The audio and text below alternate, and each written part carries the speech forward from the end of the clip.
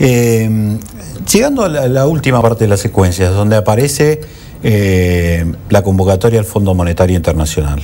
La pregunta es para los dos y le voy a pedir que la respondan a los dos. ¿Está mal convocar al fondo como un asesor para construir un nuevo índice de precios? ¿Quieres empezar vos? ¿Yo? Sí. A mí, a priori, no me parece ni censurable ni sencillamente saludable. Es posible consultar a cualquier organismo técnico de orden internacional o directamente a los organismos técnicos de algún país en particular. Las Naciones Unidas tienen su oficina de estadística, que bien puede ser quien asesore. Si la pregunta es si está bien o está mal, yo diría no tengo objeción. ¿Vos, Graciela? Yo ninguna objeción.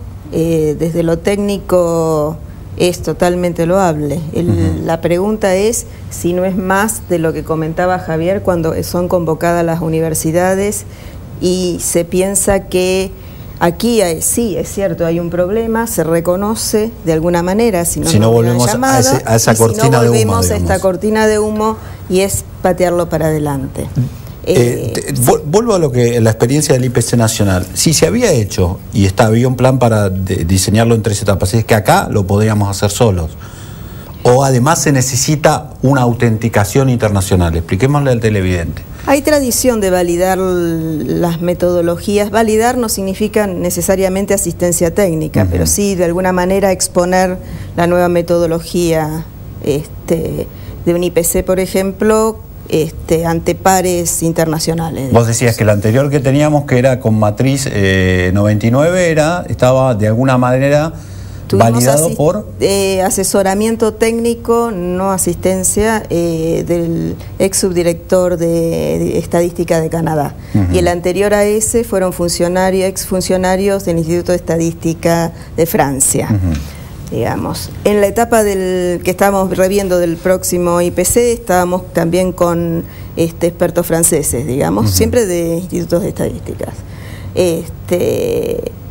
El tema es, yo doy un ejemplo, en el 2005 parte del equipo del área de IPC fue a un curso en la División de Estadísticas del FMI sobre índices de precios en general y específicamente de IPC, y nos felicitaron por cómo llevábamos y la metodología era reconocida en toda Latinoamérica. ¿Y de ese equipo quién queda hoy? De ese equipo, de los técnicos profesionales, no queda adentro ninguno, y si queda alguno, queda desplazado del área de IPC. Javier, vuelvo al tema de... ustedes estuvieron trabajando todo un año, más de un año. ¿Cuáles son las conclusiones que sacaron, por lo menos las que vos conocés? Porque me aclaraba fuera de aire que el documento de todas las universidades, del conjunto de las universidades, todavía no es público y no tuviste la oportunidad de ver, aunque sí el de la Universidad de Buenos Aires.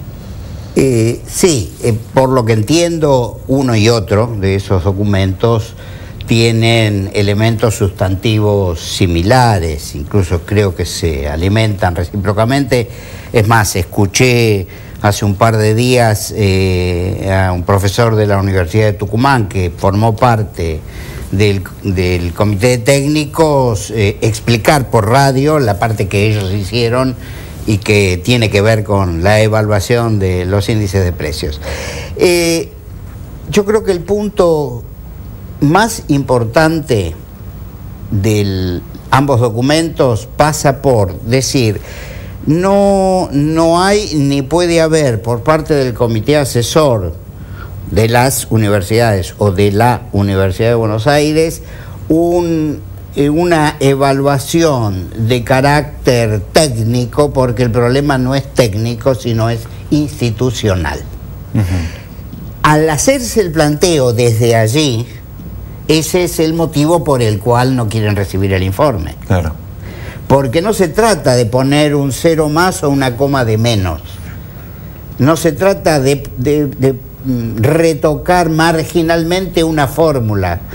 Se trata de actuar estructuralmente en los términos que dieron motivo de las felicitaciones internacionales que decía Graciela recién, o no.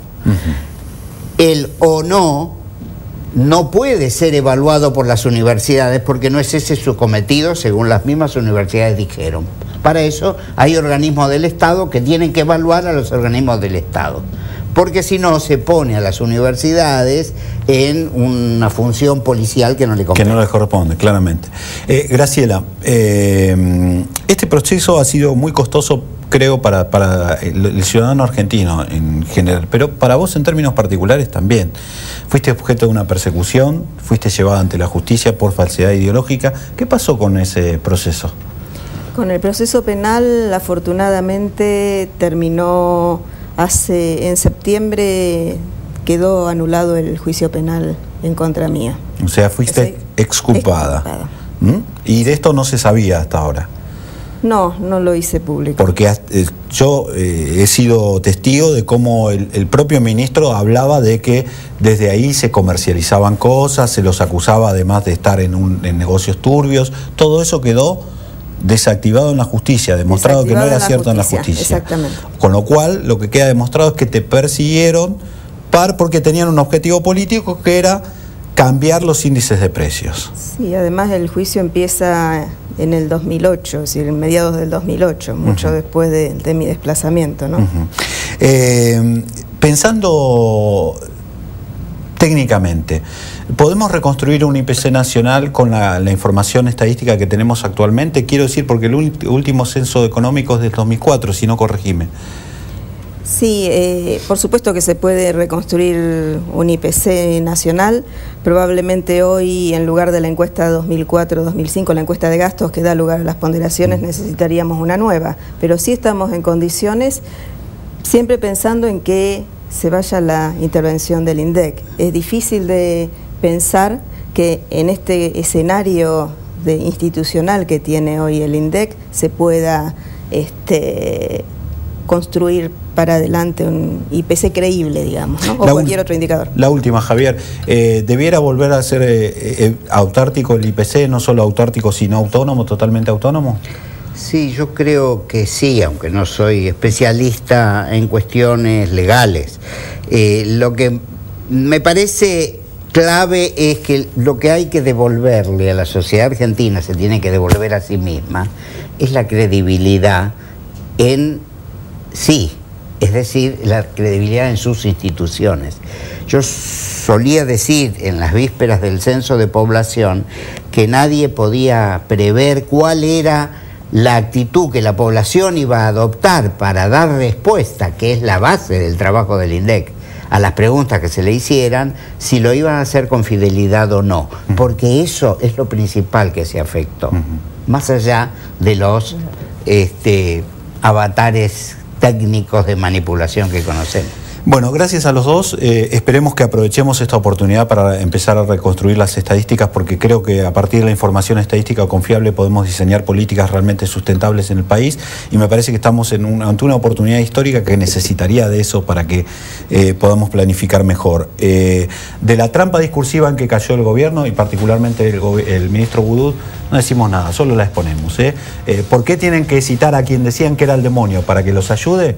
Simplemente porque estuvieron mintiendo todo el tiempo y porque esto fue una imposición del propio Fondo Monetario para negociar la deuda con el Club de París, aunque te digan lo contrario. Si vos querés creerle, créele, pero la verdad, en realidad, en este caso, y como quedó demostrado, con el transcurso del tiempo pasa por otro lado.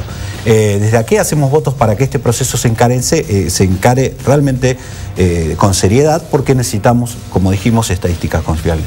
Una vez más, gracias a ustedes. En el próximo bloque está Fina Delgado de Gordicio, le pese a quien le pese, para hacer una radiografía de la sociedad argentina.